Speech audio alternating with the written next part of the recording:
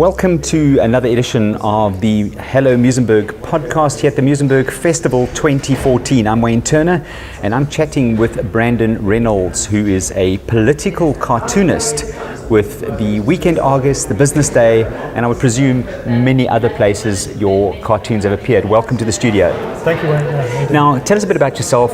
Cartooning, political cartooning is quite an interesting area to be involved in, and as well as your involvement in the Muizenberg Festival. Great, yeah, like you said, Wayne, I'm a cartoonist. I draw for Business Day, Weekend Argus, and Report. So I've been doing it professionally for the last 10 years, since 2004.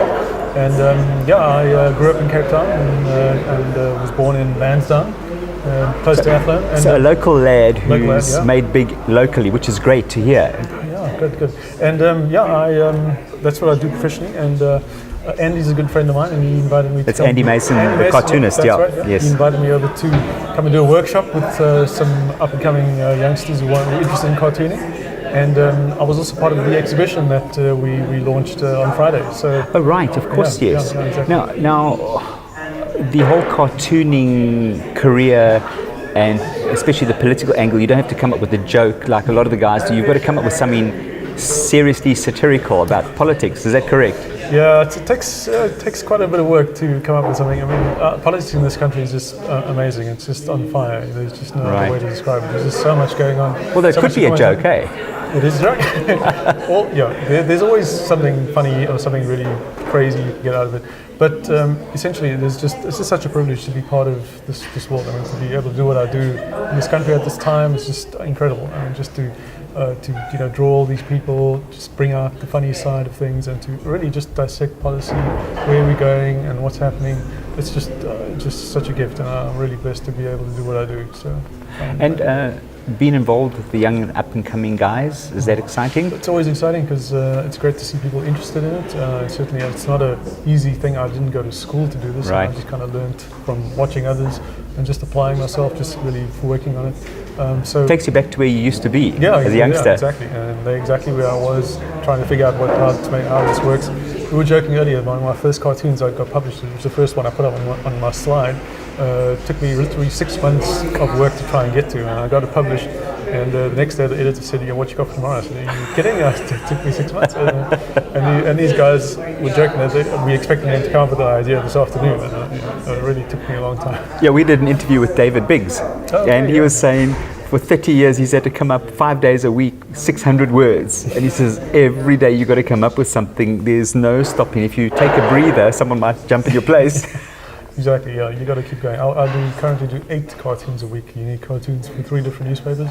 So it's pretty hectic, but there's just so much to cover in this country, and globally as well. There's always big issues, and I'm really interested in what's going on everywhere. So I focus on that, look at everything, try and find the big stories, the big things that I can work on, and it's just. So you've got to have your fingers on the pulse of politics, otherwise you can't make comment. Yeah, absolutely. Yeah, you've got to read and consume whatever is going on. It's hectic, but look, these days with Twitter and Facebook, you can pick up a whole lot of stuff along the way. You get kind of instant access. Your research is a bit easier when it's digital. Yeah, it can be. How do you cartoon? Do you use pen and ink, or do you use? I started off doing the traditional pen and ink and brush thing, but I'm left-handed, so that was quickly I realized I was missing, smearing most of my work as I spent 3 hours drawing something. So I switched back to using fine liners. So I use like a kind of chip-tip fine liner that I fashion with a knife, and I get the kind of edge I'm looking for, and I scan that digitally. So I work on the computer, then I do the coloring in Photoshop. I do mostly color. And I email my work out to wherever it needs to go. So it's a mixture of pen and digital. Yeah. What sort of advice would you give to a person or a young person? And one of my dreams, if I was young again, would be to start and learn cartooning. There's so much fun. There's something to it. Those lines and the pen, the ink. What advice would you give to someone who's up and coming? Well, if you want to be a cartoonist, you just have to be it. You just have to go out there, try it, work on it. Develop your skills. Skills is part of it, but the rest is just find your inspiration, find the things that you care about. If you want to tell stories through your cartoons, if you want to comment on the political situation, if you want to just just tell stories. I mean, that's what you got to do. So you've got to have the basic talent, but maybe need help to polish it. Yeah, exactly. Yeah. You're going, and look, Andy Mason is kind of a comics guru. He's our local. He's the local guy for you, but throughout the country, he's the guy to go to when you're looking to find out who you can work with or try and interesting projects. Andy's been great too.